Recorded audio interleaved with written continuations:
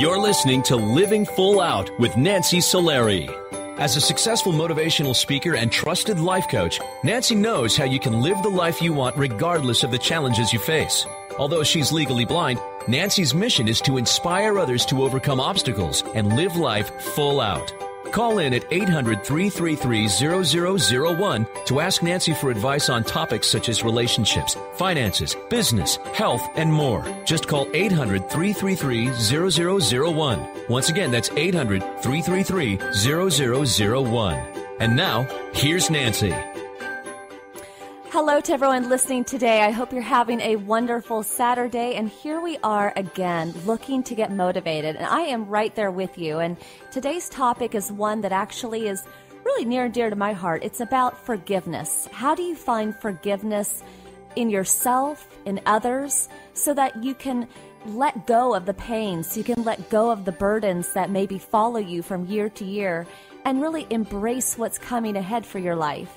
And that's a lot of times easier said than done, right? I mean, when we're feeling sad, when we're feeling hopeless, when we're feeling ashamed, it's hard to shake that off. It's hard to find the right words to say, I'm sorry sometimes. It's hard to admit that you're sorry. And it's also hard to find that place in ourselves where we can fill a hole. If we feel like a hole has been created inside ourselves because of a loss in a friendship, a loss in someone who has passed, or maybe a loss in our own desires and achievements. It's like, how do you fill that gap? That is what we're focusing on today. We will be taking your calls. The number to call in is 800-333-0001. Again, 800-333-0001. We also have a very special guest coming up, Leaky Berman, and her story is honestly one that touches my heart. I will do everything I can not to cry during her interview. It's inspiring, but at the same time, I think we'll all see a piece of ourselves in her story.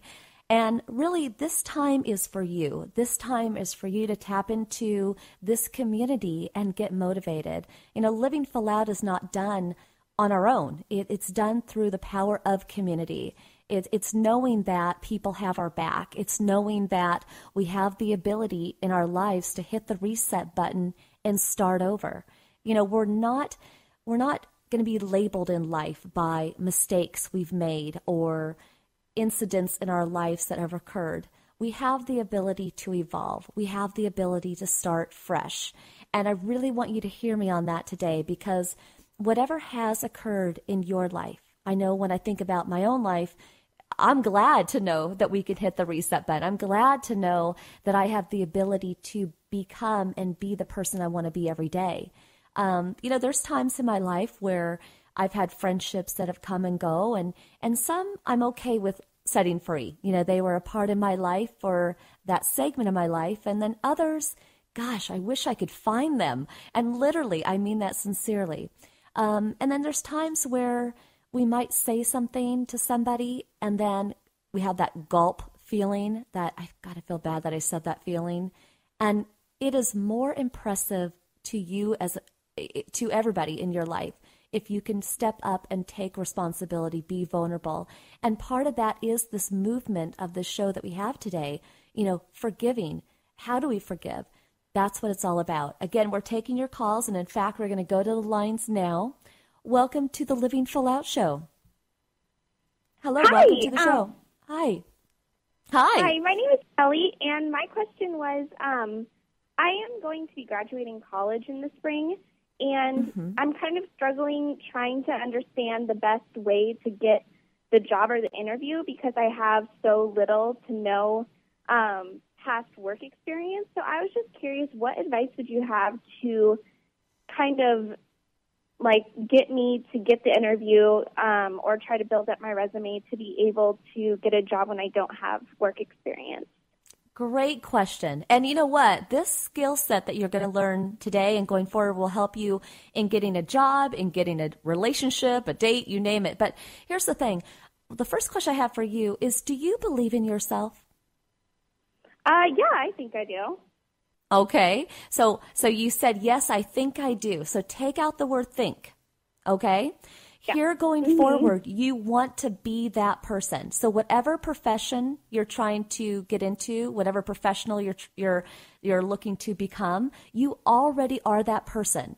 So it's really important when you go into any interview, remember, you want to go in professional and obviously giving that person the credit due because they're working there. But we are just all people, right? That's just somebody's father, mother, brother, sister. They're not any different than you. Okay. So you want to come in there with that almost feeling not as equals, but feeling like, hey, I can contribute to your team. Okay. The other thing I want to give you as a skill is when you go in there, there's a tool that I call the 7-layer interview, right?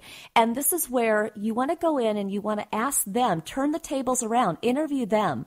What's important about finding a blank, whatever they're looking for your company? And they will say, well, we're really looking for someone that has, certain qualities or certain abilities. Great. What's important to you about finding someone with those qualities, those abilities? Well, if we do that, then we can expand our business. We can, maybe go into different developments that we weren't thinking before. That's a team player, a solid team player. You want them to see you as that person. So turn the interview around and find out exactly what they need. And as you echo, yes, that's me. Oh, that's me. Then you become the perfect fit. Does that make sense? Yeah, that does make sense. In a way, you're kind of interviewing them to show that you do fit the part. Absolutely. And you want to interview them because maybe that's not the right job anyway, right? So you want to bring it together where it's no longer an interview, but it's almost like you're having a meeting, like you're already hired. Okay, what are we going to do? You know what I mean? This is what I can contribute. Yeah. So the more you can put yourself in the position of I'm already hired, you already like me, this is a go, let's do it, then they're going to look at you way above the other people. Because I promise everybody else is going to go in there nervous, they're going to go in there slightly begging, they're going to, they're going to be shy. And here you are just wanting the job, you're already living it, doing it, being it, Right. No, that's great advice. Thank you so much. Perfect. Well, keep us updated on your successes. We are wishing you great things in the new year. Awesome. Thank you so much. You're welcome. Have a great day. Thank you. So she brings up a great point. How do you get what you want in life, right? Such as an interview. Maybe it's finding someone you're going to marry. Maybe it's wanting to reach certain personal accomplishments. How do you get that? You get that by being that. And if you need to know something or if you need support in any way, being vulnerable, being open, being accountable, that's a huge part of stepping into being successful. We're actually going to go back to the phone lines now. We have another caller. Welcome to the Living Full Out Show. Hi. Hi. Thank you for calling in. What's going on today? Just woke up. It's a beautiful day in Orange County. I'm originally from New Jersey, so this is really, really nice. Woohoo! Love that.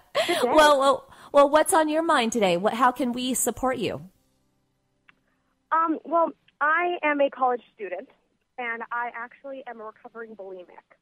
And I've been a year and a half purge-free. I'm doing my thing, but every time this season comes around, this finals week season, stress does come up. And I was wondering if you could, by chance, tell me, how to, manage my stress very, well, so, I don't have to, worry about, other, my health issues arising. Mm-hmm. Well, I have to say, first of all, when I think of you, I think of courage. Because the fact that you can even call in today and you're so vulnerable and honest with where you are in your life and wanting to not go to that place of being stressed out, really protecting yourself, that says so much of who you are. And the reason why I mention that is because your friends, your family, your inner circle, your community, they probably know this part of you already, but you want to make sure to let other people know that you might need a break. You might need to do certain things over the course of this week. And if it seems a little out of alignment of your normal routine, it's just because you're self-protecting yourself. You're self-caring for yourself. That's number one, is letting people know, hey, you all know I'm I just want to make sure I don't slip and that I'm taking care of myself. So if I need to take a nap, or if I need to eat something, or if I need a good cry, know that it's just that, okay? Letting people know. Secondly to that, every time in your life when you've hit a stressful point, you've learned ways in which you've coped, and then you've also learned ways that were not supportive to yourself. So over time here, what are some things that you've learned help you to de-stress? What helps you to de-stress? I've definitely gotten into running. I run half marathons now, and it's more so finding the time to go running, just because I always think, like, it's only 30 minutes, it's only 45 minutes, I can do it. And then I look at my schedule book, and I'm like, oh, but can I? And I always kind of second guess whether I have the time to, but that is a really good de-stressor for me. Well, let me ask you a question right there. Even if you were to jump outside and run around the block for 10 minutes, don't you think that would make you feel better? It probably would, yeah. Right? So when it comes to things that make us happy, don't put such large parameters around it that it has to be 30 minutes, has to be an hour. Even one 10-minute segment, running around the block, getting your heart racing, letting those endorphins come up, that's going to give you pleasure. So break it down over the course of this week to let yourself have a quick 10-minute run. Let yourself have, okay, you know what, I'm really stressed. I'm going to cry for 1 minute. I need a quick snack. I don't need a full meal, but I got to keep my blood sugar level up. I'm going to have a quick snack. So those things will take care of yourself. We have to go to commercial break, but keep us updated, and we wish you all the best in the new year. And you know what? Again, courage is your name. You're going to de-stress, okay? All right. Thank you so much. Thank you. We'll be right back after these messages.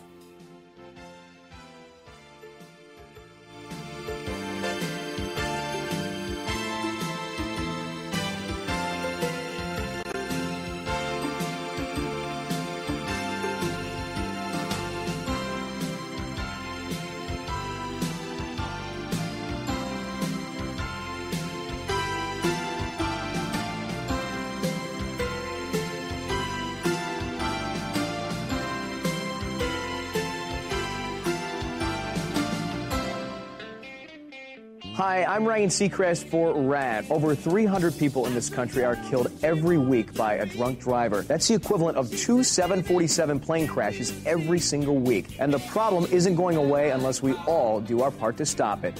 So if you see someone who's about to drive after drinking, get the keys. Don't leave it up to anyone else. Friends don't let friends drive drunk. A public service announcement brought to you by RAD, the National Association of Broadcasters, and the Ad Council. What if you were wearing something sexy? What if you were drinking? What if you made the first move? No matter what, sexual assault is never your fault. Support is available 24/7 through the National Sexual Assault Hotline. Call 1-800-656-HOPE or visit RAINN.org. That's RAINN.org. This is Christina Ricci with RAINN, reminding you it's never your fault. Brought to you by RAINN and this station. Hi, I can't come to the phone right now because I'm abusing my children. Not just verbally, but physically. I'll get back to you. If only child abuse was this easy to recognize. If you even suspect abuse, call Child Help at 1-800-4A-CHILD or visit childhelp.org. We've helped millions of people help millions of children. All calls are anonymous and confidential, so call 1-800-4A-CHILD or visit childhelp.org. Child Help. Trust your instincts. Brought to you by Child Help and the Ad Council.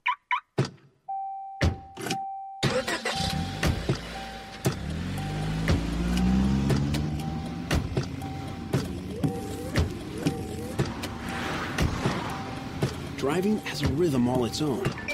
Don't wreck it with a text. Before you get behind the wheel, silence your phone. Or better yet, designate a texter. For more text-free driving tips, visit stoptextstoprex.org. Brought to you by the Ad Council and the National Highway Traffic Safety Administration. Today, you hit the snooze bar. You checked your email. You checked your fantasy football team. You rejected an insulting trade offer. You ate your lunch. You did all the things that one normally does the day before a 175-mile-per-hour hurricane blows through your city, leaving it in a state of ruin. You never know when the day before is the day before. Prepare for tomorrow at ready.gov/today. Brought to you by FEMA and the Ad Council.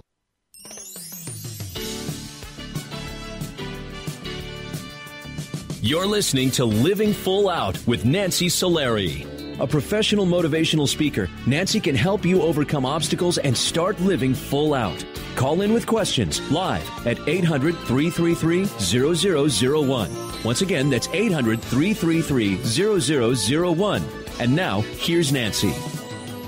Thank you for joining us today. My name is Nancy Solari, and this is the Living Full Out show. And today we are talking about forgiveness. You know, how do we find the words? How do we know when we should be the one forgiving somebody else? You know, forgiveness is one of those things that it does take time. It takes time to step into being ready to say I'm sorry, ready to say I'm letting it go, ready to say, you know what, I'm going to close that chapter of my life and I'm going to step towards really defining and embracing the life that I design, not designed by my past, not by the influences of others. And our special guest today, Leaky Berman, boy, is she a perfect example of living full out. As she shares her story with us, I want everybody to really listen to the lessons that she's teaching us, because she has learned not only to forgive herself over time, not only to forgive people in her family, such as her father and mother and sister, but really how she stepped into taking control of the life that she wanted. And that all came from forgiveness. So I'd like to welcome Leaky Berman. Welcome. Thank you, Nancy. And as I said, Leaky, you are, honestly, I cannot wait for the day here that I can meet you in person, sit down with you and talk further, because your story and just who you are as a being is just amazing. I'm so glad that you're on this planet with us. So I'd like to take our community back a bit, though, to how you grew up, because really that's where it all started for you. Can you share with us how your family dynamic was growing up? Yes. My father was an abusive, violent alcoholic from my very first memory throughout my entire life. And surviving, first it was an abuse towards my mother. So I grew up seeing his violence and his rage. And then eventually, as we got older, that turned on to me and my sisters. And it was a daily struggle. He threatened to kill my mother. I saw him threaten to kill my mother. He threatened to kill himself, and I didn't know if I thought about killing myself. I did not know if I could make it out of this and last another day in this environment. And I knew I didn't have the strength to hurt myself, because I really did want to get out and live. So then I turned my prayers daily, that lasted for years, into praying that Jesus take me, because the environment was just that violent, belittling, and the emotional and psychological abuse was the worst. And it was a daily, constant struggle to survive that type of rage and screaming and dysfunction. Well, and you were sharing with me that within your family dynamic, I mean, your sister was kind of the people pleaser, trying to really be there for your mom, protect your mom, and you were lucky to find your love for soccer. That was one of your outlets. Mm-hmm. Yes. Yeah. And, when you're growing up and you're told what to think and how to think and what you're going to feel, when I got on the soccer field, I no longer had that voice in my head. I was free to be me, to think for myself and like myself, and I was doing a good job, and that became my arena, my space to thrive, and that became my outlet and my passion for living, and that's what kept me going and through it. And my sister took a different path. She went to drugs and alcohol and bad people and anything, to help her escape, what it is we were experiencing. And my mother was an enabler to my father in this dynamic. And, you know, my sister and her had a really close bond in the sense that they enabled each other in this dysfunction. And soccer was the way I got to tune it out and be myself and thrive. And it really was the first taste that there was something more out there than this. Well, I can only imagine what a feeling of exhale and like, I'm free, my life looks clear, it's successful, I'm good at this, where could this go? I'm set. But then you hit another hurdle with your health. Yeah, soccer took me to college. It got me into and helped pay for, getting out. And it was my passion. And I started all 18 games as a freshman. The coach loved me. I was having the time of my life. I was studying biochemistry, planning on being a doctor, living the life that I had planned on living when I got out.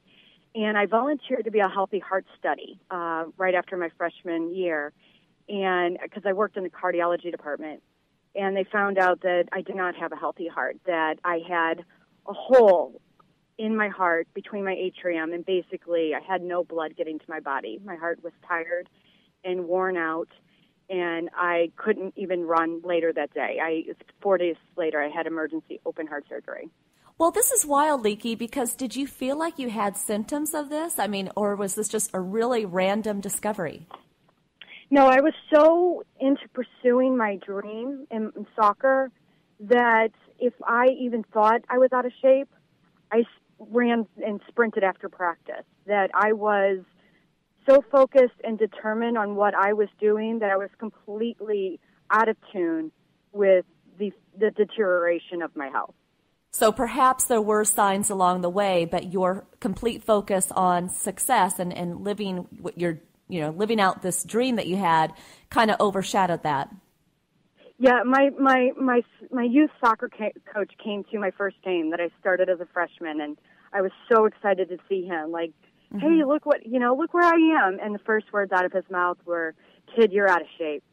And it was utter disappointment, and I was crushed. But I just played as a freshman. My college coach doesn't think I'm out of shape, and so there were signs that he would know. If anybody knew, he did, and so the signs were there. I just was completely oblivious to it. Now, the thing that's so interesting here, and I can understand. I think a lot of times when we're given a tough early life, we want our life to be anything but that. So you kind of go into super, overdrive. And that's what you did with your soccer. Obviously, you missed those signs. And then here you were needing to have open heart surgery. But then even after your open heart surgery, you went back into overdrive. I went back into overdrive a week later.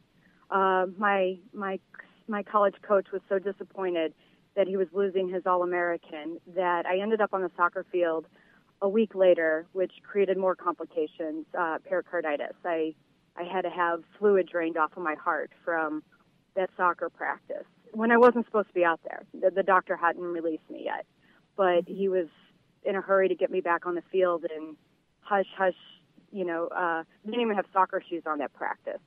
But I did play. I was in uniform 6 weeks later on a plane to Boston to play in New York and Boston with the team. And wow.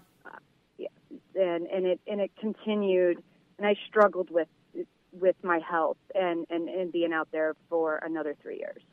Yeah, and then you sounds like you continued to play, but it wasn't at the level that you wanted. Now you did eventually graduate, and again, your story, when I think about it, is such highs and lows. So you're at a low when you graduated because you didn't perform the way you wanted, but then you were at a high when you graduated and moved to New York. Yeah, I reinvented myself. I said goodbye to the athlete and the person that I was and knew that I was never going to be again. And I decided to focus my energy on what's next. And I looked at different options. I had this biochemistry background, thought about pharmaceuticals, and decided that it was, interviewed with many people, and ended up as an equity trader, my very first job, and set my sights on New York, had some training in New York, and said, if I'm going to do this, this is where I want to be, and set a plan in motion. How do I get here? And I made it happen. And I got a job working in the World Trade Center, and I had set my mind on something, and it happened, and I was over the moon. I was living my dream. Until 2011. Until September 11th happened. Yes, I was I worked in 2 World Trade, 61st floor. Mm-hmm. I want to save that story for our next segment after the break, because there's so many, again, good lessons there. But I mean, when we look back at just what you've shared with us so far, again, why you're such a perfect example of what we all live is just this determination, this fire. I got to go. I got to get, always chasing that carrot. But at the same time, you hadn't fully healed the pain of your past. And I guess what I'm just wondering is, when you were alone with yourself, you know, during those years, all the times of your heart surgery and dealing with the abuse and your family dynamic, how did you handle, where did you package that pain? I didn't analyze the pain. I analyzed the joy. I wrote down and I looked at my life. How did I do well in soccer? How well, and I understood the joy that I felt, and that's where the word passion came from. Okay, I've got to be passionate about what I do. And then I looked at, how did I end up at this university where I wanted to be, doing exactly what I wanted to do? And I felt very lucky and blessed, but I analyzed, you know, what made me successful to make that happen. Although it you know, was imperfect, and you know, I didn't accomplish everything I wanted to do on the soccer field. I still. But it sounds like you focused on. Yeah, it sounds like you focused on the joys. Well, we're going to come back and find out more about Leaky's story after this next break. Stay with us, Leaky. Thank you.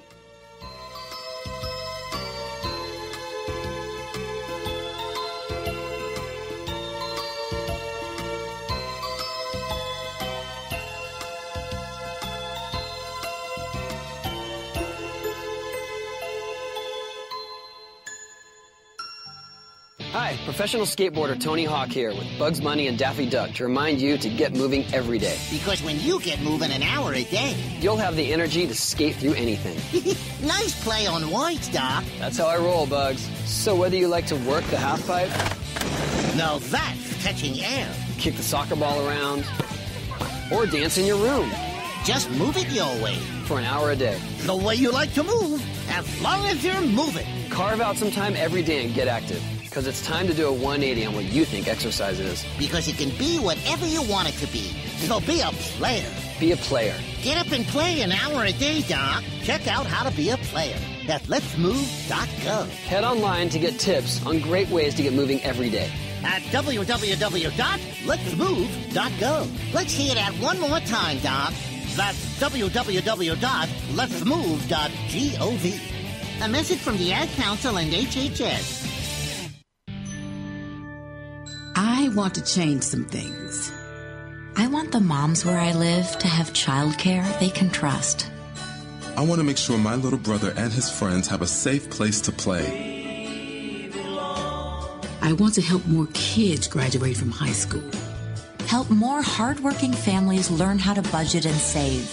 I want more of my neighbors to have access to health care. Want to make a difference? There are so many ways you can. Help create opportunities for everyone in your community. I want to change what I see around here. United Way is creating real, lasting change where you live by focusing on the building blocks of a better life: education, income, and health. I mean, I just want to see more smiles on my sidewalks. Reach out a hand to one and influence the condition of all. Give, advocate, volunteer. Live United. For more, visit United Way at liveunited.org. Brought to you by United Way and the Ad Council. You're listening to Living Full Out with Nancy Solari. As a trusted life coach, Nancy will help you overcome setbacks and embrace all life has to offer. Call in with questions live at 800-333-0001. Once again, that's 800-333-0001. And now, here's Nancy. Hello, everyone. Welcome back to the Living Full Out Show. I am Nancy Solari, and we are continuing our topic here today about forgiveness. And our current guest, Leaky Berman, is a perfect example of that. She was sharing with us in our previous segment about dealing and being really involved with the abuse of her alcoholic father and of that entire dynamic, and how she then found love of soccer and how that helped really to fill her up and give her passion and direction. And then going through her open heart surgery. And if anything I'm learning through Leaky's story, it's just that she is a survivor and a fighter and really clear on wanting to be happy, however she's going to find that happiness. But we're going to continue our interview with Leaky Berman. Leaky, welcome to the show. Thank you very much. Now, you were just starting to share with us about how you were in New York and, really living your, career dream, having a great time, and you were in the, on 9/11, you were in the World Trade Center, and of course, we all know what happened that day, but I'd love to hear your experience of that day. Yeah, my fiance, I was engaged for 10 days, and he had just took me to work, said goodbye to catch a flight out of LaGuardia, and I was in my office on the 61st floor of the second tower when the plane hit into the first tower, which I felt. And we knew to evacuate. I went and looked and could see that something had happened. I had certainly felt that something had happened, but there was white paper snowing everywhere. And we knew to evacuate. We got everyone off of our floor. I swept all the conference rooms to make sure that they were empty, went into the ladies' restroom. The ladies were evacuating. And one woman said, "Can I get my purse?" And I said, "You do so at your own risk." Surprised that these words were coming out of my mouth, wondering where they were coming from, but knew that it was perfectly okay and I wasn't overreacting. And then when everybody was gone, we got into the stairwell. And we couldn't move. It was jam-packed. It was noisy. There were people on phones trying to get information. We had heard that Tower 1 was hit. Didn't know by what. Didn't know it was a helicopter or anything. And so then they came onto the PA system and said, "Ladies and gentlemen, Tower 1 has been hit. Tower 2 is secure." So I got out of the stairwell since I couldn't go any further. This was only about 6 floors down from where I was. I got out of the stairwell. That floor was completely vacant, and about 5 people followed me. I walked as far northwest as I could to get a glimpse of what Tower 1 looked like, and I walked into a man's office, paused for a moment, and because you just didn't walk into offices, and I decided he didn't own this space anymore. And then that's where I saw people falling everywhere from Tower 1 everywhere, and there was a massive hole in the side of it. And we knew to get out that this was serious, that we were so high up. So since the stairwells were blocked, we decided to take the elevator down to 44, which was the exchange floor. It went from local elevators to catch the express down to the bottom.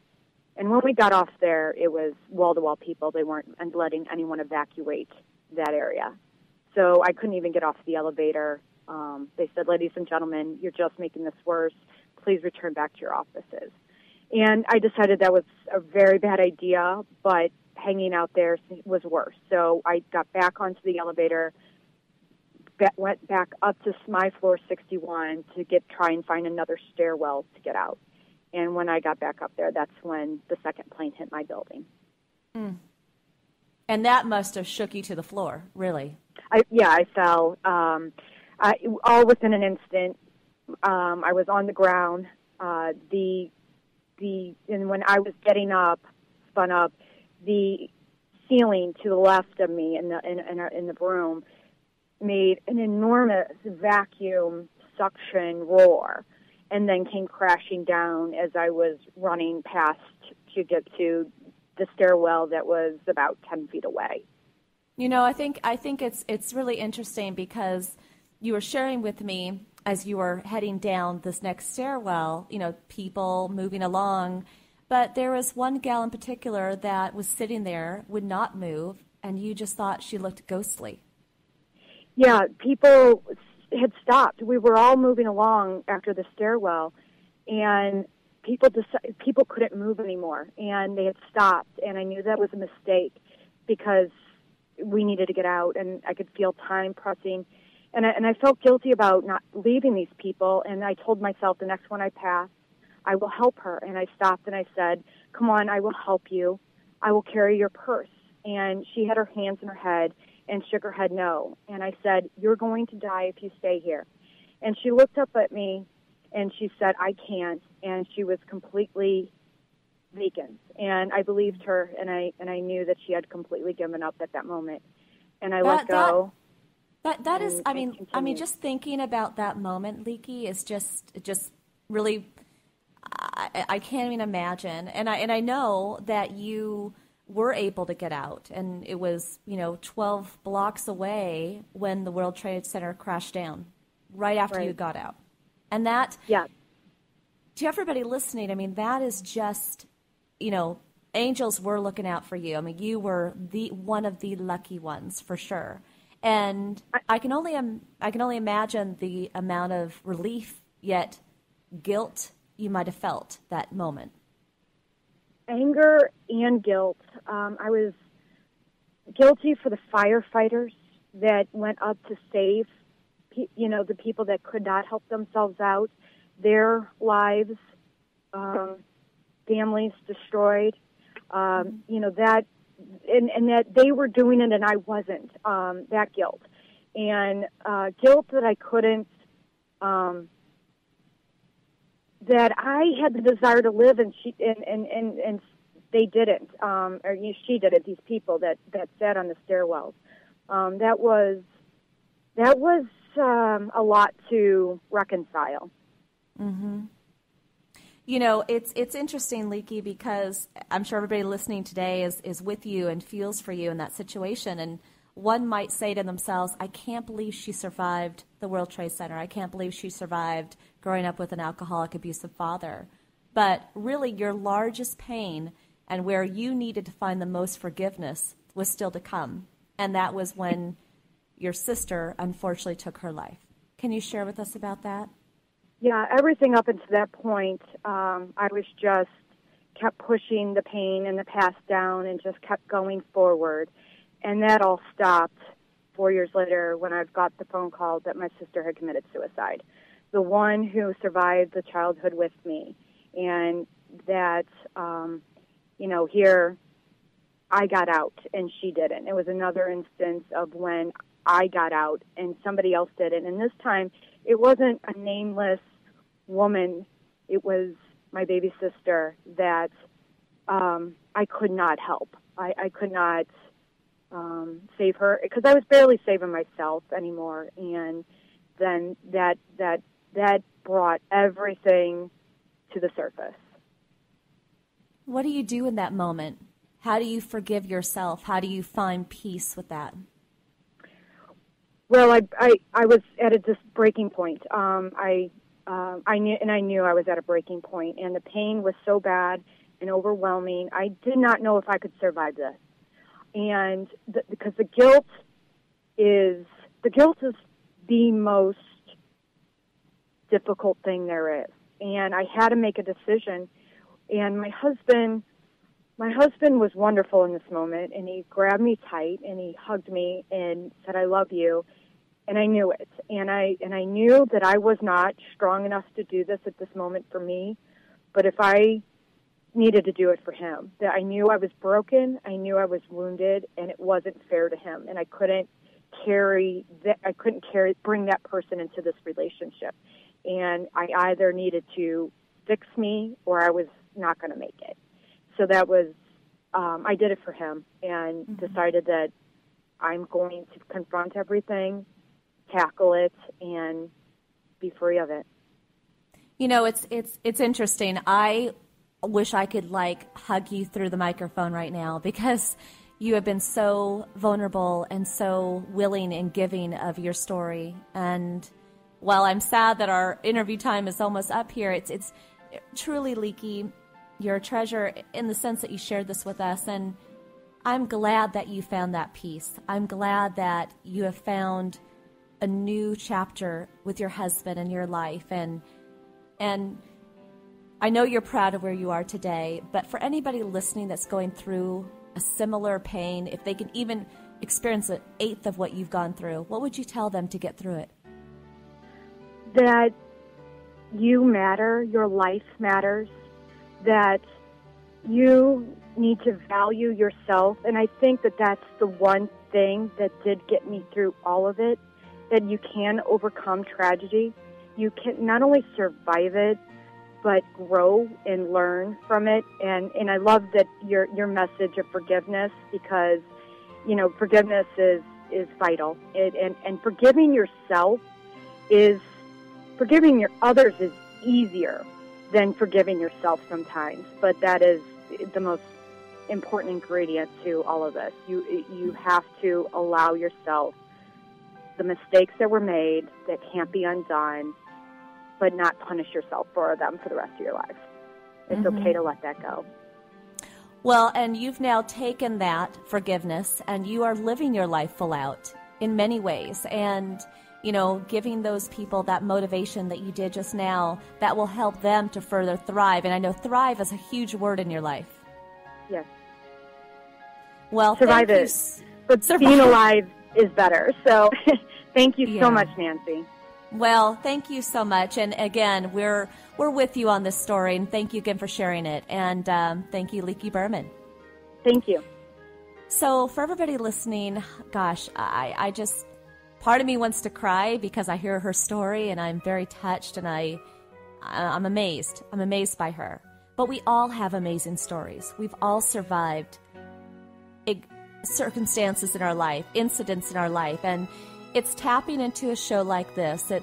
It's being willing and courageous to step up and say, I want more for my life. And if you do that, you can have more. You can feel peace. We'll be coming right back, taking your calls after this next break. Thank you again, Leaky. We'll be back.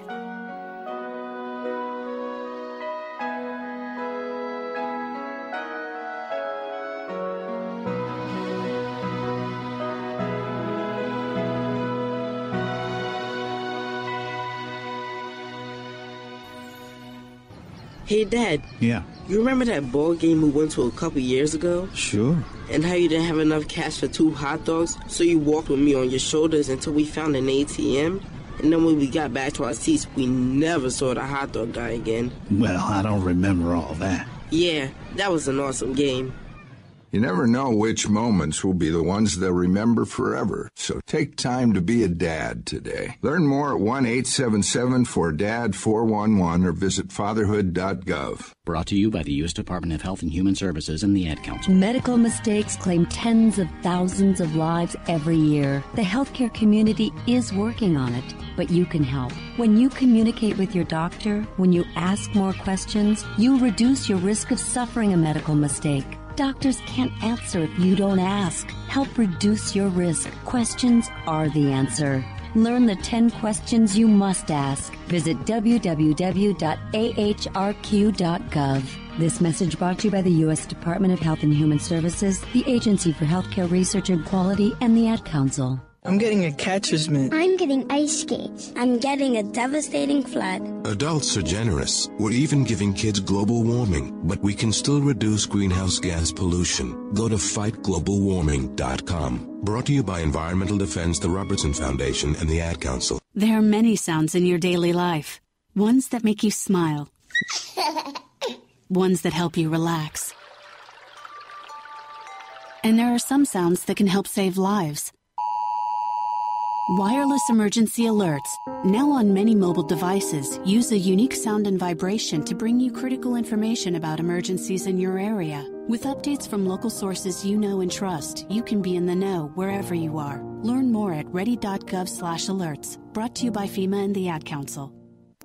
This is President Barack Obama. In the story of America, the greatest chapters are moments of challenge, when we see people serving their country and one another. Volunteers who step forward into hospital corridors and church basements, along levees and fire lines. And the next chapter is yours to help write. Sign up to volunteer at usaservice.org. That's usaservice.org. Let's renew America together.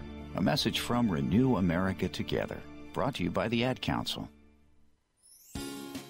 To live full out in your life means to embrace forgiveness. You know, being able and willing to value not just your life, but others. Don't be ashamed, don't be afraid to get down on your knee and apologize, to say, I'm sorry. You know, being humble, being vulnerable, being willing and courageous to take that step is what living full out is all about.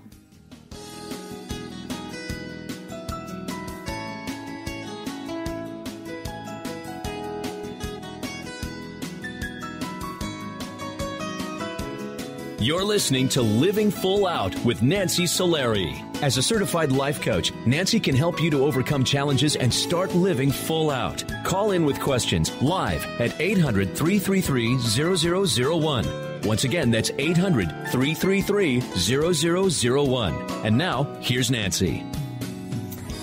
Welcome back, everybody. I can't believe we're in the last segment of the show, and we're talking about forgiveness today. And we all have that moment in our life where we say, gosh, I want to forgive. I want to forgive myself. I want to forgive another person in my life because I don't want this yucky tension in my life. That yucky tension only builds inside our bodies. And that's when we can get sick. That's when we can get stressed out, anxious, and really in a place of despair and hopelessness. So I want more for you than that. You know, I think I've shared in many of these shows about my relationship with my dad.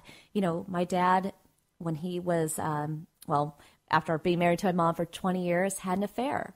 And that affair blossomed into another relationship that was successful, but it left our family very much in pieces. It left my sisters and I struggling for an identity of what does our family look like without our dad. You know, my sisters both went on to be anorexic. You know, the only thing they could control in their lives was their weight. You know, my mom ended up getting breast cancer, and she survived that. But, you know, the stress of that divorce took a toll on her. And there I was at 10 years old, just trying to keep the whole family together. And that's what I chose to do. But later on in my life, when I was in my 30s, you know, I did have to call my dad, and I did have to invite him to Santa Monica so that we could have some personal time to talk, reflect, and forgive. Because I knew unless I could get him alone, unless I could understand why, understand what was going through his mind, why he made that decision, how he felt afterwards, did he miss us? All those questions I wanted to know allowed me to forgive him. And that forgiveness was able to set me free. And I want all of you to be set free. And the only way we do that is to courageously step forward and say, I forgive myself, I forgive you, and whatever amount of questions or actions need to happen, such as an action of my dad coming to California to visit me and me asking the tough questions, that is what set me free, and I want that same thing for you. And I'll just share further that it was very special because when he did die from cancer 3 years ago, that was cleared up. That was cleaned up. I was able to just lovingly say goodbye to my dad. I didn't have the burdens of the divorce, the whys haunting me, following me past his death. So I just share that personal story with you because wherever anybody is in their life, we all have the ability today to set ourselves free. We are going to go back to the phone lines now. Welcome to the Living Full Out Show. Hi, how are you? Hi, thank you. Well, how can we help you? What's going on today? So I'm a community college instructor, and I just teach a lot of classes, and I was wondering how to work on living a stress-free life when I come home from my work to more work. Well, my goodness. When you come home to more work, what is that work? A lot of grading, preparation for lesson plans, dealing with student emails. Mm-hmm. You know, I think with any job, there's always going to be that extra. Even the 9-to-5ers in my life that I know, there's always that little bit of extra that there is, and that's for you grading papers. I think that what you always want to remember, because that extra, unfortunately, isn't going to go anywhere. We have to just kind of accept what is always to remember, why did you get into teaching? Why do you love this job? What is it about it that you love? I love to help out students, and that's what I tell myself every time that I'm grading, is that, I'm trying to help them be more successful in their college careers and to help them out be better citizens in society. And I remind myself, because aside from the extra grading that I do, I really love my job, and I remember all the students that I've helped and all the future students I will help, and it's just really inspiring to me. And you're a mentor, right? And have you ever encountered a student that was stressed? I have. The first time I was teaching last semester, a student came up to me. She was a second language learner, and she was coming to me in tears. She was so stressed out about how to handle this class, because it's a writing class. I teach English. And she was so concerned about her needs in the class, because she's a second language learner and was afraid of the vocabulary and everything. And I tried to reassure her that every day is a work in progress to understanding the content, and that will improve every single day. By the end of the semester, she was so much better. She came up to me less stressed, smiling, very thankful for all that that I had done for her. And I told her it wasn't me, it was her. She pushed herself to do better in the class, and over the course of the semester, she had improved a lot. Well, and that stress was there, and it dissipated, went away after time, but it was all in that moment. She was like all shook up and didn't know how to handle it. And sometimes that's where you are, right? It's kind of funny how we give advice to others, and then sometimes we're in the same place. And I'm right there with you. Yeah, yep. And I'm right there with you. As a life coach, I have coaches in my own life. I have friends that I will turn to. So sometimes you can find comfort even in other teachers. When you're having a moment, calling another teacher saying, oh my gosh, I just want to express to you that I have 20 papers to grade. I'm totally exhausted. I just want to get that out of my body, right? Oh, exactly. Another teacher is going to understand. So of course. When you asked me initially, how do you get past this stressful time? I think it's really about turning to those who understand your same struggle, your same pain, those other teachers, that inner circle community, and just, even if it's just a 1-minute phone call, hey, just want to call and tell you that I'm going through paper craziness and I just want to go, just yes, exactly. Even that one phone call will bring a smile to both of your faces, right? And then remembering the advice that you gave your student. This is just a period of time. Hang in there, get through it. After you get done grading that final paper, you're done. Time to go watch TV, go to bed, whatever. So exactly. I think where I'm going with this whole thing is the answers are always inside you. What I love, and this is why you are such a great teacher and mentor, is you courageously called in today. Like, you want to find solutions. You're a constant learner. Right? I get that about you. Yes, but the answers are inside you. Do you get that? I do. Yeah. So I just need to be reminded of that. Exactly. And what are you going to... That's right. And what are you going to do today? Just get completely selfish today. What can you do today that would bring some joy to your life? I want to treat myself to a nice facial and just relax and have a spa day just for myself. Now, have you scheduled the appointment? I think I'm just going to do it at home, so I don't even have to drive anywhere. Oh, I love it. Have to deal with the traffic of outside and the shopping and craziness of Christmas. Wow, can we all get your address and come over? Yes, no, I'm exactly. kidding. Please come over. I love it. I'll bring the wine. No, I'm kidding. Honestly, you're great. And keep doing what you do, because my mom was a teacher, and the role that you are in your life for others, so important, so critical. So, take care of yourself, get that spa day in today, and rejuvenate yourself so come Monday, you can be that source of strength for your students. Yes. Excellent. All Thank right. you so much for your advice. Thank you for calling in. Have a great day. You as well. Bye-bye. Bye-bye. So what a great call. Obviously, stresses come in different forms, right? And one of the largest stresses in our lives is when we are in a crossroad of discontent, a crossroad of feeling burdened, feeling hopeless. And a lot of times that comes from forgiveness. Sometimes when we feel hopeless, when we feel stuck in life, it's because we feel as though we have disappointed ourselves. We let ourselves go. We didn't accomplish what we should have.